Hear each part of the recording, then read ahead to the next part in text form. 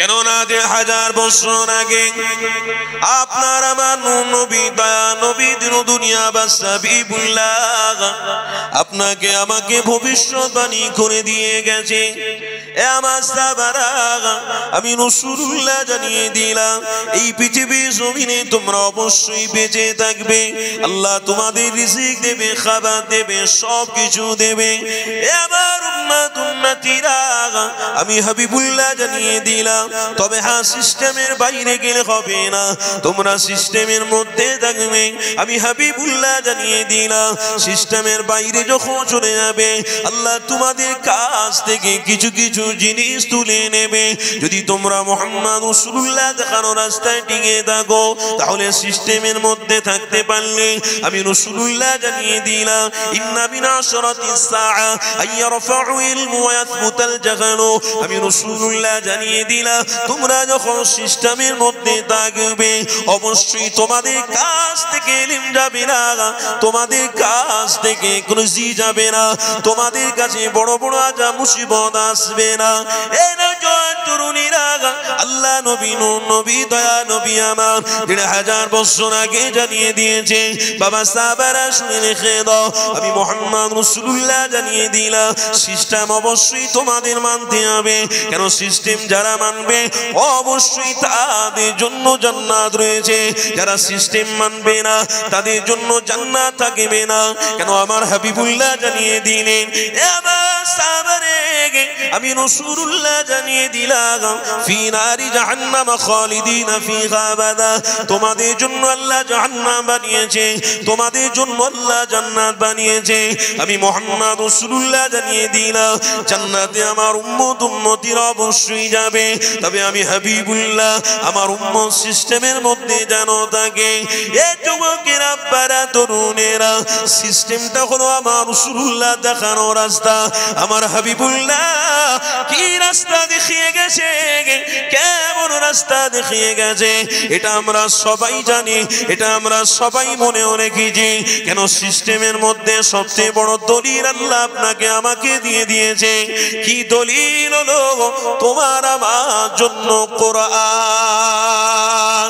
আরো জোরে বলো। সিস্টেমের মধ্যে সব থেকে বড় দলিল, কেন নবী তো আমরা দেখিনি কিন্তু দলিল আছে। কি বলুন, কি বলুন? আরে ভাই কোরআন তো জীবনে আমরা খুলিনি কোনো দিন। একবার রাত্রিরে অন্তত ব্যবসা বাণিজ্য করে আসার পরে অন্তত ঘুমানোর সময় উজুটা করে কোরআন খুলে দেখি। আপনাদের কথা বলছি, অসুবিধা হচ্ছে নাকি? দেখেছি কজন, দেখেছি বলুন তো, কজন কোরআন দেখি? বাপ রে বাপ, খেতে খেতেও মোবাইল। হ্যাঁ হ্যাঁ, একটা বয়স্ক মানুষকে আমি দেখছি দাঁড়িয়ে এত বড় বড় সাদা, সবে নামাজ পড়ে এসেছে, খেতে খেতে। সে আগেকার জামানাতে আমরা দেখতাম যখন ছাত্র জীবন ছিল আমাদের, দেখতাম বাড়িতে বাড়িতে অনেক কম টিভি থাকতো। ও মুরব্বী নামাজ পড়ুক আর রোজা রাখুক যাই করুক না কেন, ও মুরব্বী এসে খাওয়ার সময় ঠিক টিভিটা চালাবে, টিভিটা চালিয়ে টিভির সামনে বসে বসে খাবে, এক লোকমা করে তুলবে আর ওই ভক্সিন দেখবে। কথা বুঝলেন না? তো ওই রকম তো সব রয়েছে রে। আরে বয়স্ক লোক দাড়ি পেকে গেছে, সেই লোক মোবাইল সামনে রেখে দিয়ে, টিভি তো নেই এখন, আর টিভি উঠে গেছে। টিভির আসল ভাইরা ভাই হচ্ছে মোবাইল। এই যে আমার সামনে সব সোশ্যাল নেটওয়ার্করা সব নিয়ে এসছে আমার ভাইরা, এই টিভির সব থেকে বড় ভাইরা ভাই। কোনো অসুবিধা নেই, আমার ভাইরা তো দিনের স্বার্থে কাজ করছে। কি গো, তাই তো নাকি? আলহামদুলিল্লাহ, আল্লাহ আপনাদেরকে কবুল করেন, বলুন আল্লাহুম্মা আমিন। আরে রুজি দুনিয়ার প্রত্যেক মানুষকে আল্লাহ দিয়েছে, কিন্তু এমন একটা জিনিসের দ্বারা রুজির আশা করবেন না যে জিনিসটা ইসলামের ক্ষতি না হয়ে যাবে। হাত জড়ো করে বলছি সোশ্যাল নেটওয়ার্কের প্রত্যেক আমার বাপ ভাইদেরকে, এমন একটা রাস্তা দেখাবেন না যে রাস্তায় সমাজে এমন একটা রাস্তা আপনার দ্বারা তার কাছে পৌঁছে যায় তো চির জাহান্নামী আপনি না হয়ে যান। বিশ্বাস করুন, এক তো গুনাহগার, এক তো নালায়েক নাদান, তওবা করারও সময় পাই না আমরা। অথচ আমরা এই সোশ্যাল নেটওয়ার্কে যারা জুড়ে আছি, আলহামদুলিল্লাহ একটাই উদ্দেশ্য থাকবে, যতদিন বেঁচে থাকবো দিনের স্বার্থে চালাবো। বলুন ইনশাআল্লাহ। এই সোশ্যাল নেটওয়ার্কেরও দরকার আছে এখনকার সময়, এখনকার পরিস্থিতি অনুযায়ী। সবাই চক্রান্ত করছে যে আমি সোশ্যাল নেটওয়ার্কে প্রত্যেকটা মানুষকে কিছু না কিছু বার্তা দিয়ে, প্রত্যেকটা মানুষকে কিছু না কিছু বার্তা দিয়ে আমি তাদের কাছে খারাপিটা পৌঁছে দিই। আমার কথা শুনছেন তো নাকি? প্রত্যেক মানুষ এটা চাচ্ছে, প্রত্যেক গ্রুপ চাচ্ছে। কিন্তু আলহামদুলিল্লাহ ইসলামিক স্কলাররা যেনারা আওয়াজ দিয়ে কথা বলেন, তেনাদের সামনে এই যে সোশ্যাল নেটওয়ার্করা থাকে, যেনারা নেটওয়ার্কিং চালাচ্ছেন, যেনারা সোশ্যাল নেটওয়ার্ক চালাচ্ছেন, অবশ্যই আলহামদুলিল্লাহ আমাদের এই সোশ্যাল নেটওয়ার্কের দ্বারাই কিন্তু কিছু হলেও ইসলামের মধ্যে অনেক মানুষ ধাপিত রয়েছে। বলুন আছে না নাই? অনেক মানুষ আছে। আলহামদুলিল্লাহ এই সোশ্যাল নেটওয়ার্ক যেমন আজকের দিনে আমার আপনার কাছে বড় গুরুত্ব, কিন্তু আজকের দিনে বড় ক্ষতি। দুটো দিক বলে দিয়ে গেলাম। কেন হুজুর পীর কেবলারা ওয়াজ করতেন, তেনারা মানা করতেন যে চেহারা দেখাবে না, ফটো তোলা যাবে না। তো আজকের দিনে আমি একটা হাদিস পড়ে সত্যি বুঝতে পারছি যে কতটা ক্ষতিকর জায়গায় চলে যাচ্ছে আজকের ইসলামের দুশ্মন যারা, তারা দুশ্মনী করার এক একটা ফন্দি আঁটছে। ফন্দিটা পাচ্ছে কোথায়? সোশ্যাল নেটওয়ার্কের দ্বারাই পাচ্ছে। এই কথা শুনছেন তো নাকি? সোশ্যাল নেটওয়ার্কের দ্বারাই তারা কিন্তু একটা সূচ খুঁজছে যে কোথায় থেকে সূচটা দেবো। কাদের দ্বারাই খুঁজছে? এই কিছু কিছু আমার মতো মাথায় টুপি আর মুখে দাঁড়িয়ে আছে, বড় জুব্বা আছে, নবীকে অমুক নবীকে তমুক বলে দিল, তাই তো নাকি? বাস এই কথাটা দুশ্মনের কাছে পৌঁছালো। বলে আরে নিজের নবীকে তারা উম্মত বলে দাবি করে, নিজের রসুলকে নিজেরাই পরিচয় দিতে পারলো না, নিজেরাই চিনতে পারলো না। তো আমি যদি রসুলকে আঘাত দিই, কষ্ট দিত, ওরা কি করবে? কিচ্ছু করতে পারবে না, ওদের কোনো ক্ষমতা নেই। এই কিছু কিছু শ্রেণী আছে না নাই? আমার আব্বারা কথা কিন্তু বলতে বলতে অন্য জায়গায় যাচ্ছে। আজ আমরা সোশ্যাল নেটওয়ার্কের মধ্যে অনেকটা গভীরতা দিয়ে ফেলেছি, কিন্তু মসজিদ দিয়ে যখন আজানের আওয়াজটা আছে নামাজ পড়তে, মুহাম্মাদুর রাসূলুল্লাহ নাম যখন আসে, এদিকে কাপড় একদিকে, দেহ একদিকে পড়ে রয়েছে, ঘুম হচ্ছে, ঘুম টানা ঘুম। অনেক কষ্ট হয়েছে তো, সারা দিন রাত খেটেছে, অনেক টাকা পয়সা ইনকাম করতে গিয়ে কষ্ট হয়েছে। আর রসুলের নাম যদি মসজিদ দিয়ে আসে তো অসুবিধা আমার কি আছে? কোনো অসুবিধা নেই, বেঁচে থাকবো তো। আজ নাই নামাজ পড়িনি, কালকে পড়ে নেব। কি গো, আমার কথা বুঝছেন তো নাকি? এই সোশ্যাল নেটওয়ার্কে আজকের দিনে মুরব্বী মানুষও খাবার সময় কিন্তু মোবাইলটা চালু করে খাচ্ছে, দেখছে, বক্সিং দেখছে, মারামারি দেখছে, সেই নেশা থেকে গেছে। তো আপনি বলুন, ওনার নসলে যে বাচ্চাটা তৈরি হবে, ওই বাচ্চাটা কি হবে? ওই বাচ্চাটা বড় হয়ে, আপনি তো বাড়িতে বসে বসে চুপি চুপি খেয়েছেন, ও বাচ্চাটা দোকানে বসে বসে প্রকাশ্যে খাবে আর বক্সিং দেখবে, মারামারি দেখবে। কথা ঠিক না ভুল বলছি? আল্লাহ নবী, নবী, দয়া নবী আজ থেকে 2000 বছর আগে অবশ্যই তোমার আমার জন্য ভবিষ্যৎবাণী করেছে।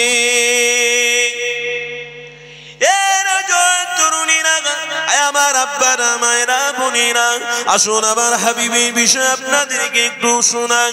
কেননা নবী, দয়া নবী আমার সাহাবাদেরকে জানিয়ে দিয়েছিলেন, বাবা সাহাবারে আমি রাসূলুল্লাহ তোমাদেরকে জানিয়ে দিলাম, এই পৃথিবীর জমিনে তোমরা মুহাম্মদ রাসূলকে মজবুত করে যদি ধরে থাকো, অবশ্যই রিজিক আসবে, অবশ্যই নাজাত পাওয়া যাবে, অবশ্যই মুক্তি পাওয়া যাবে।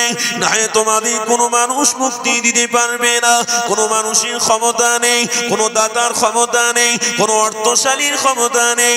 এ যুবকেরা, আমার আব্বারা, মায়েরা, বোনেরা, পৃথিবীর জমিনে কারো ক্ষমতা না, একমাত্র ক্ষমতার মালিক তিনি হলেন আল্লাহ। আর আল্লাহ ভালোবেসে মুহাম্মদ রাসূলুল্লাহকে তোমার আমার জন্য নিয়ামত করে বানিয়েছে। এই যুবক তরুণীরা আপনারা সেই মুহাম্মদ রাসূলুল্লাহকে ভালোবাসতে হবে, এটা আমার মেন উদ্দেশ্য, টার্গেট থাকবে। এই উদ্দেশ্য যদি আমার না থাকে তাহলে কামিয়াবি হওয়া যাবে না, কোনো মতে আপনি আমি জান্নাতের খোরাক হতে পারবো না। এই যুবকেরা তরুণীরা আল্লাহ নবী আমার 3000 বছর আগে জানিয়ে দিয়েছে, বাবা সাহাবারা আমি রাসূলুল্লাহ জানিয়ে দিলাম এই পৃথিবীর জমিনের সমস্ত ক্ষমতার মালিক আমার আল্লাহ। কেন এটা বিশ্বাস অবশ্যই করতে হবে। যারা রিজিক দেয়, যারা খাওয়া দাওয়া করে, ওঠা বসা করে, যারা এক এক করে দুনিয়া জমিনে চলাফেরা করতে লেগেছে, সবাইকে বিশ্বাস অবশ্যই করতে হবে। কেন কোরআন বলছে আমার নিজে তৈরি করা কথা নয়, ওয়াসিআ কুরসিয়্যুহুস সামাওয়াতি ওয়াল আরদ। এই যুবক তরুণীরা আল্লাহ নিজে জানাতে লেগেছে, ওরে আমার হাবিব আপনি তাদের জানিয়ে দেন ওয়াসিআ কুরসিয়্যুহুস সামাওয়াতি ওয়াল আরদ। আরশ, কুরসি, রাত, দিন, চন্দ্র, সূর্য, যা কিছু রয়েছে সব কিছুর মালিক আমার আল্লাহ। আমার আল্লাহ যখন সব কিছুর মালিক, অবশ্যই সেই আল্লাহই তো ভালোবেসে আপনাকে আমাকে মুহাম্মদ রাসূলুল্লাহ দিয়েছে গো। আমার হাবিবকে অবশ্যই ভালোবাসতে হবে। কেন আল্লাহ বলেই দিয়েছে আমার হাবিব তোমাদের কাছে সবচেয়ে গুরুত্বপূর্ণ, আমার হাবিব তোমার আমার কাছে সবথেকে বড় নিয়ামত, আমার হাবিব তোমার আমার কাছে সবথেকে বড় নাজাতের রাস্তা, আমার হাবিব তোমার আমার জন্য সবথেকে বড় মুক্তির পথ।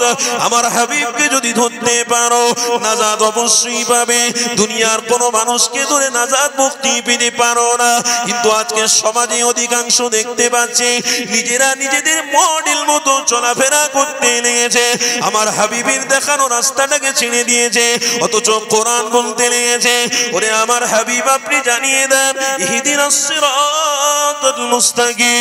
আমার হাবিবুল্লাহ জানাতে লেগেছে এ আমার উম্মত উম্মতিরা ইহদিনাস সিরাতাল মুস্তাকিম রাস্তাটা আমি রাসূলুল্লাহ আল্লাহ দেখানো রাস্তা, আমি রাসূলুল্লাহ চলেছি, তোমরা এই রাস্তাটাকে মজবুত করে ধরে থাকবে। হ্যাঁ তোমাদের উপরে পরীক্ষা আসবে, হ্যাঁ তোমাদের উপরে আল্লাহ অনেক কিছু দেবে, হ্যাঁ তোমাদেরকে ঈমানদার কি নয় তোমাদেরকে আল্লাহ পরীক্ষা করবে, যাচাই করবে। আমি রাসূলুল্লাহ তোমাদেরকে জানিয়ে দিলাম তোমাদের পরীক্ষায় পাস করতে হবে। এই রাস্তা তোমাদের জন্য ছেড়ে দেওয়া যাবে না, তোমরা এই রাস্তাটাকে ভুলে যাবে না। যতই কষ্ট হোক না কেন, যতই দুঃখ আসুক না কেন, রাস্তা কিন্তু একটা, ওই রাস্তাটা হলো মুহাম্মদ রাসূলুল্লাহ দেখানো। আরো জোরে বলুন এই নওজওয়ানেরা, আমার আব্বারা মায়েরা বোনেরা, তাই তো আমার হাবিবুল্লাহ রাস্তা দেখাতে গিয়ে আল্লাহ নবী অনেক কষ্ট পেয়েছে, আল্লাহ নবী অনেক দুঃখ পেয়েছে, তবুও কিন্তু রাস্তাটা ভুলিয়ে যায়নি, তবুও কিন্তু উম্মতকে মেসেজ খারাপ দেয়নি। একটা হাদিস আমার মনে পড়ে গেল, এই হাদিসটা আপনাদেরকে শুনিয়ে দিই। এই যুবকেরা তরুণীরা আল্লাহ নবী নবী তার নবী আমার একদিন সফরে বেরিয়ে গেছে, হযরতে জাবির হুজুরকে নিয়ে সফর করতে লেগেছে। আল্লাহ নবী নবী সফরে যেতে যেতে হঠাৎ করে আমার হাবিবুল্লাহ সাহাবী জাবেরকে বলতে লেগেছে এ বাবা জাবের, আমি রাসূলুল্লাহ আমার একটু আরামের প্রয়োজন হচ্ছে, আমি একটু আরাম করব। আল্লাহ নবী সাহাবী জাবের বলতে লাগলেন ইয়া রাসূলুল্লাহ হাবিবাল্লাহ, হুজুর আপনি আরাম করুন, আমি এখানে দাঁড়িয়ে রয়েছি, কোনো অসুবিধে নেই। আল্লাহ নবী নবী দয়া নবী আমার ওই সময় জাবেরকে বললেন বাবা রে আমি তাহলে এখানেই আরাম করি। আল্লাহ নবী দয়া নবী আমার মরুভূমি গরম বাড়িতে আমার হাবিবুল্লাহ ওই জায়গাতে তিনি বসতে যাচ্ছেন। হযরতে জাবির হুজুর আমার বলতে লাগলেন ইয়া রাসূলুল্লাহ ইয়া হাবিবাল্লাহ, হুজুর আপনি গরম বালিতে কেন বসতে যাচ্ছেন? হুজুর এই গরম বালিতে আপনি যদি বসেন আমি আপনার সাহাবী যাবেন, আমি বড় কষ্ট পাবো। কেন? আমার দান আমার মাল সব কিছু আপনার দরবারে দরবারে কুরবান করে দেবো, সবকিছু আপনার কদমে কুরবান করে শহীদ হয়ে যেতে পারি। কিন্তু ইয়া রাসূলুল্লাহ হাবিবাল্লাহ, আমার ঈমান হলো মুহাম্মাদুর রাসূলুল্লাহ, এই মুহাম্মদ রাসূলুল্লাহ কষ্ট পাক আমি জাবের বেঁচে থাকতে এটাই দেখতে পারবো না। আল্লাহ নবী বলতে দিয়েছে, এ বাবা জাবের, তুমি আমাকে এতটা ভালোবাসো, তুমি আমাকে এতটা মোহাব্বত করো, এ বাবা জাবের, কি তোমার কষ্ট হচ্ছে বাবা? ইয়া রাসূলুল্লাহ হাবিবাল্লাহ, আমার কষ্ট একটা, আপনি এই মরুভূমি এলাকায় গরম বালুতে বসবেন না, আমার জামাটা খুলে দি, এই জামাটাকে আমি বিছিয়ে দেবো, আমার জামার উপরে আপনি বসে যান। আল্লাহ নবী দয়া নবী বলেছিলেন, এ বাবা জাবের, আমি রাসূলুল্লাহ এই দুনিয়ার জমিনে অনেক কষ্ট উঠিয়েছি, আবারও আমি কষ্ট হাজির করব, আবারও আমি কষ্ট পেতে চাই, আবারও আমি কষ্ট অর্জন করব, আমি কষ্ট আবার পেতে থাকবো, আমার কোনো যায় আসে না। কিন্তু আমি রাসূলুল্লাহ এই দুনিয়ার জমিনে সমস্ত উম্মতের জন্য আল্লাহ মুক্তি করে বানিয়েছে, আমি রাসূলুল্লাহ আমি চাই সবার জন্য কষ্ট করেই যাব। কাল কিয়ামতের দিনে হাসরের ময়দানে আমি রাসূলুল্লাহ আমার কষ্টের বিনিময়ে আমার উম্মতিদের মুক্তির ব্যবস্থা করে দেব। আরো জোরে বলুন, আহ কি গব্বারা, কষ্ট হচ্ছে নাকি আপনাদের? অসুবিধা হচ্ছে আপনাদের? হাওয়াটা একটু টেনে দেন না। না ঠিক আছে। আমার কষ্টের বিনিময়ে আমার আল্লাহর কাছে আমি উম্মতের জন্য নাজাত চাই। বছরে বলুন না সুবহানাল্লাহ। পৃথিবীর সব মায়ের মায়া যদি একদিকে রাখা হয়, হে যুবক, মুহাম্মদুর রাসূলের একটুখানি মায়া যদি একটা পাল্লায় রাখা হয় না, তো রাসূলের মায়ার পাল্লার দিকটা ভারী হয়ে যাবে। তো ওদিকে সরে গেল, এইদিকে ঘোরাও, হ্যাঁ আরো ঘোরাও, আরো ঘোরাও, আরো ঘোরাও, বাস ঠিক আছে। তোমার মা তোমাকে এতটা ভালোবাসে, তো মায়ের কাছে গিয়ে বলবে, মা আমার আশা তো দুতলা বিল্ডিং, চারতলা বিল্ডিং করেছি, মা একটু দোয়া করো যেন কিয়ামত পর্যন্ত বেঁচে থাকি। আমার কথা বুঝছেন তো? একটু দোয়া করেন আমি যেন কিয়ামত পর্যন্ত বেঁচে থাকতে পারি। কিন্তু মায়ের দোয়া কবুল হবে? কথা বলেন, কবুল হবে? হতে পারে কোনোদিন? আরে কিয়ামত পর্যন্ত কে বেঁচেছে? আদম নবী এসেছে, কিয়ামত অনেক বাকি। শীষ নবী এসেছেন, কিয়ামত অনেক বাকি। ইদ্রিস নবী এসেছেন, কিয়ামত অনেক বাকি। দাউদ নবী এসেছেন, কিয়ামত অনেক বাকি। সুলাইমান নবী এসেছেন, কিয়ামত অনেক বাকি। উজায়ের নবী এসেছেন, কিয়ামত অনেক বাকি। সর্বশেষে কিয়ামতের নিকটবর্তী, হাদিস পড়ছিলাম, দেখছিলাম কিয়ামতের নিকটবর্তী নূর নবী, দয়ার নবীকে পাঠিয়েছেন। পুরো কিয়ামতের নিকটবর্তী, কিয়ামতের কাছাকাছি। আমরা সবাই কিন্তু জানি। এখানে একটা কথা আপনাদেরকে ক্লিয়ার করে দিই, না হলে আপনারা বুঝতে পারবেন না। মনে রাখবেন যে কথাটা বলছিলাম, এটা যেন মনে থাকে। আমরা সবাই কিন্তু বলি আমার নবী আখিরিতে এসেছে, শেষে এসেছেন, তো আমার রাসূল আউয়াল নবী হলেন কখন? এটা একটা প্রশ্ন। আরে হ্যাঁ, যদি আপনি কিতাব পড়েন তো অবশ্যই পরিচয় পেয়ে যাবেন। আল্লাহ সবথেকে প্রথমে রাসূলকে, এই দুনিয়া তৈরি করার 1000 বছর আগে আমার রাসূলকে আল্লাহ বানিয়েছে। জোরে বলুন হ্যাঁ। সেই রাসূল সর্বপ্রথমে আল্লাহ যদি দিয়ে দিতেন, তো আদম নবীর উম্মতরা মুক্তি পেত না, ঈসা নবীর উম্মতরা মুক্তি পেত না, শীষ নবীর উম্মতরা মুক্তি পেত না। কেন? কেন? মুহাম্মদ রাসূলের বিষয়টা হচ্ছে সবথেকে বড় গুরুত্ব। জোরে বলুন। রসুল এসেছে, মুক্তির ব্যবস্থা আল্লাহ খুলে দিয়েছে। রসুল এসেছে, জান্নাতের দরওয়াজা খুলে গেছে। রসুল এসেছে, জাহান্নামের দরওয়াজা বন্ধ হয়ে গেছে। রসুল এসেছে, ফুলসিরাতের রাস্তা আল্লাহ বিদ্যুতের মতো পার করিয়ে দিয়েছে। রসুল এসেছে, আল্লাহ মিজানের পাল্লার দিকটা ভারী করে দিয়েছে। মোহাম্মদ রসুলের উম্মত, রসুলের প্রেমিক, রসুলের আশেকরা, আরে নবী চিনলে না করো। নবী প্রথমে আল্লাহ বানিয়েছে বটে, কিন্তু শেষে পাঠিয়েছে এই জন্যে যে আসল লোক হয় তার মাস্টারি, তার কালচার বা তার এ সব থেকে শেষ, কি বলে, শেষ রাতে ওস্তাদের মার, একটা বাক্য আছে বাংলায় যে শেষ রাতে ওস্তাদের মার হয়। তো আমার রাসূল নূর নবী, দয়ার নবীকে একদিকে সর্বশেষে পাঠিয়ে কিয়ামত পর্যন্ত প্রত্যেক উম্মতের কপাল খুলে গেছে, জোরে বলুন। আর শুধু উম্মতের কপাল খোলেনি, সর্বশেষে মুহাম্মদ রাসূলকে আল্লাহ পাঠিয়ে तमाम पैगंबर अलैहिमुस सालामेर उम्मतेरो জান্নাতের রাস্তা পরিষ্কার করে দিয়েছে। কেন? রাসূল ইশারা করবে, প্রত্যেক নবীর উম্মতরা নবীর ইশারায় প্রত্যেকে জান্নাতে যাবে। অত সোজা নয়, সেই নবী, কথা বুঝলেন না? সেই নবী, তো সেই রাসূলের উম্মত হয়ে তো আজ আমরা আনন্দতে আছি, খুশিতে আছি, ভালোবাসার সাথে আছি, প্রেমের সাথে আছি। অশান্তিতে আছি নাকি? অশান্তি তাদের মধ্যে আছে যাদের ভিতরে অর্থ আছে, ঘর আছে, গাড়ি আছে, বাড়ি আছে, কিন্তু রাসূল নেই, তারা অশান্তির মধ্যে আছে। যারা ভ্যান চালিয়ে খায়, রাজমিস্ত্রি কাজ করছে, 5 ওয়াক্ত নামাজ বা তোমার সাথে পড়ে, যারা সুন্নতে মুআক্কাদা গুলো যত সময় আদায় করে, ফজরের আজান হওয়ার সাথে সাথে ঘুমটাকে হারাম বলে মনে করে, তারা উঠে যখন ফজরের নামাজ পড়ে আবার রাজমিস্ত্রি কাজে বেরিয়ে যায়, তাদের বাড়িতে গিয়ে দেখুন শান্তি, চ্যান, সুকুনে আল্লাহ ভর্তি করেছে। কেন? তার বাড়িতে রহমত ভরেছে মুহাম্মদ রাসূলের প্রেমের জন্য। আল্লাহ ইজ্জতকে বাড়িয়েছে, সম্মানকে বাড়িয়েছে।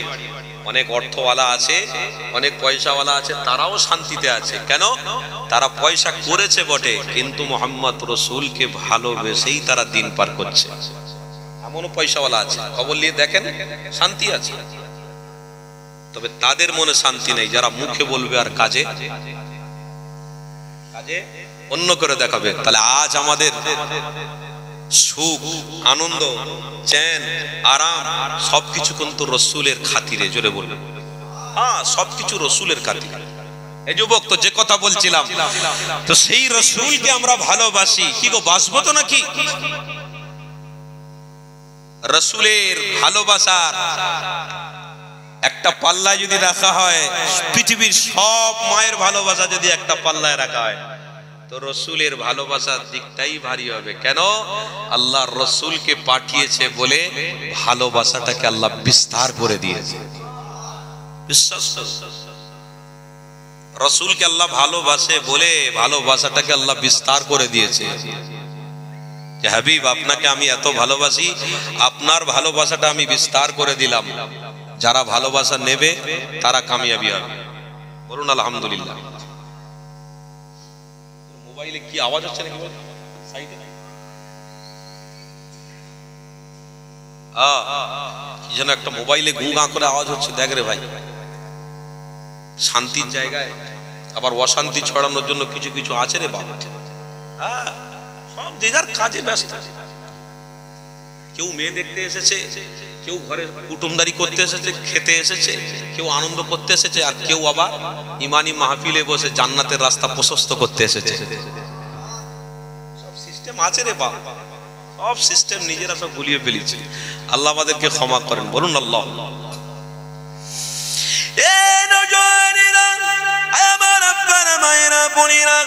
আসো তাহলে একটু আলোচনার দিকে আবার ফিরে যাই। আল্লাহ নবী, নবী, দয়া নবী অবশ্যই ভালোবাসার পাত্র। আমার হাবিবকে আল্লাহ ভালোবাসার পাত্র করে দুনিয়া জমিনে পাঠিয়েছে। এই যুবকেরা, তরুণেরা, আমার হাবিবুল্লাহকে মজবুত করে ধরো, কামিয়াবি হয়ে যাবে, নাজাত পেয়ে যাবে। তাই আপনাদেরকে জানিয়ে দিন, আল্লাহ নবী সাহাবী হযরতে জাবের হুজুর আমার আল্লাহ নবীকে এতটা ভালোবেসেছে, মুহাব্বত করেছে। আমার নবী পাককে বলতে লেগেছেন, ইয়া রাসূলুল্লাহ, হাবিবাল্লাহ, হুজুর আমার জামা মোবারক খুলে এই গরম মরুভূমি বালিতে আমি বিছিয়ে দেব, আপনি গরম বালুতে বসবেন না। কেন? আমার বড় দুঃখ হবে, কষ্ট হবে। ইয়া রাসূলুল্লাহ, হাবিবাল্লাহ, হুজুর আপনি আমার জামার উপরে বসুন যাতে কষ্ট না হয়। আমার হাবিবুল্লাহ বলতে লেগেছে, এ বাবা যাবে রে, আমি হাজার হাজার হাজার হাজার কষ্ট সয়ে নেব, হাজার হাজার হাজার হাজার দুঃখ সয়ে নেব, কিন্তু আমার উম্মতিরা জাহান্নামে যাবে, এটা আমি সহ্য করতে পারবো না। আল্লাহ নবী জানিয়েছিলেন, এ বাবা যাবে রে, আমি রাসূলুল্লাহ জানিয়ে দিলাম অবশ্যই আমি মুহাম্মদ রাসূলুল্লাহ আমার উম্মতকে আমি বড় ভালোবাসি প্রেম করি আমার উম্মত জাহান্নামী হয়ে দাও আমি রাসূলুল্লাহ এটা চাইবো না আমি হাবিবুল্লাহ এটা মেনে নিতে পারবো না বাবা যাবে রে তুমিও যেমন মুহাম্মদ রাসূলকে ভালোবেসে এই জামাটা গরম বালুতে বিছিয়ে দিচ্ছ আমার কোন উম্মতি যদি মুহাম্মদ রাসূলকে ভালোবেসে হিদিনাস সিরাতাল মুস্তাকিমের রাস্তা ধরে আমি রাসূলুল্লাহ জানিয়ে দিলাম তার সমস্ত দায়িত্ব আমি হাবিবুল্লাহ নিয়ে নেব আরো জোরে বলুন তাই তো আপনাদেরকে জানিয়ে দিই কে আছে মায়ার দয়ার মানুষ কে আছে দুনিয়া জমিনে এতটা ভালোবাসার মানুষ এই দুনিয়া জমিনে তোমার আমার চিন্তা ভাবনা করার মতো মন মানসিকতা কারোর মধ্যে নাই তোমার আমার চিন্তা একমাত্র মুহাম্মদ রাসূলুল্লাহ করেছিল এ উম্মত তুমি আজকে রাসূলকে ছেড়ে দিয়ে অন্য রাস্তায় ধরে ফেলেছো অন্য পথ অবলম্বন করে ফেলেছো কামিয়াবি রাস্তা কেন ছেড়ে দিলে কার জন্য ছেড়ে দিলে কোন স্বার্থে তুমি ছেড়ে দিলে আজকের আমার হাবিবের দেখানো রাস্তা তোমার কাছে যেন ভালো লাগছে না তোমার কাছে মডেল লাগছে না তোমার কাছে পুরনো লাগছে বাপ চাচারা নামাজ পড়ে গেছে বাপ চাচারা রোজা রেখে গেছে বাপ চাচারা হজ করে গেছে বাপ চাচারা যাকাত দিয়ে গেছে গরিবদের ভালোবেসে গেছে এগুলো সব আমাদের জানা রয়েছে তো কেন আমল করতে পারছো না জানা রয়েছে যখন কোন রাস্তা মজবুত করে ধরতে পারছো না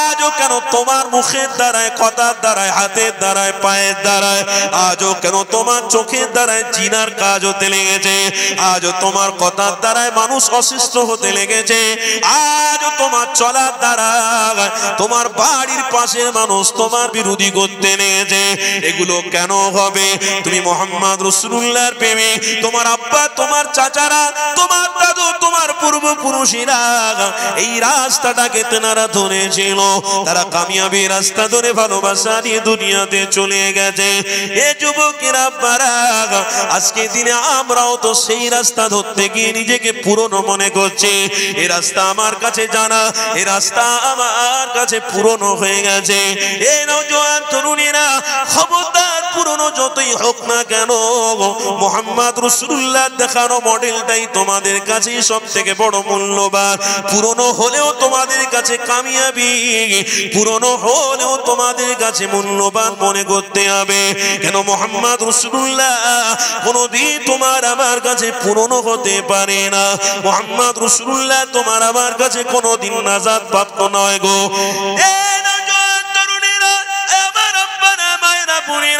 অবশ্যই মনে করতে হবে দুনিয়ার কোন সিস্টেম আমার কাছে সত্যি নয় আমার কাছে একমাত্র সত্য হলো মুহাম্মাদুর রাসূলুল্লাহ আরো জোরে বলো তাই আল্লাহ নবী সাহাবী হযরতে যাবেন হুজুর আমার রাসূলুল্লাহকে ভালোবেসে প্রকাশ করে দিয়েছে আমার হাবিবকে এতটা ভালোবাসে আমার রাসূলুল্লাহকে এতটা ভালোবেসেছে আমার হাবিবুল্লাহ বলতে লেগেছে বাবারে আমি রাসূলুল্লাহ তোমাকে জানিয়ে দিই না তুমি কামিয়াবি হয়ে গেলে তুমি সফলতা অর্জন করতে পেরেছো বাবা কেন মুহাম্মদ রাসূলকে যারাই ভালোবাসে আল্লাহ তাদের জন্য জান্নাতের রাস্তা প্রশস্ত করে দিয়েছে আরো জোরে বলুন যারা ভালোবাসে জান্নাতের রাস্তা বলুন প্রশস্ত হয়ে গেছে এই যুবক ভালোবাসবেন না বাসবেন কি গো ভাই বলুন না ভালোবাসা নিয়ে চলবেন তো বলুন না ইনশাআল্লাহ আরে বলুন না ইনশাআল্লাহ আপনার মাথার উপরে সবথেকে বড় মুসিবত আছে না নাই কি মুসিবত বলুন আমার আব্বাদেরকে জিজ্ঞেস করছি আমার যুবক ভাইদেরকে জিজ্ঞেস করছি এই মুহূর্তে মাথার উপরে মুসিবত আছে না নাই কি মুসিবত বলুন তো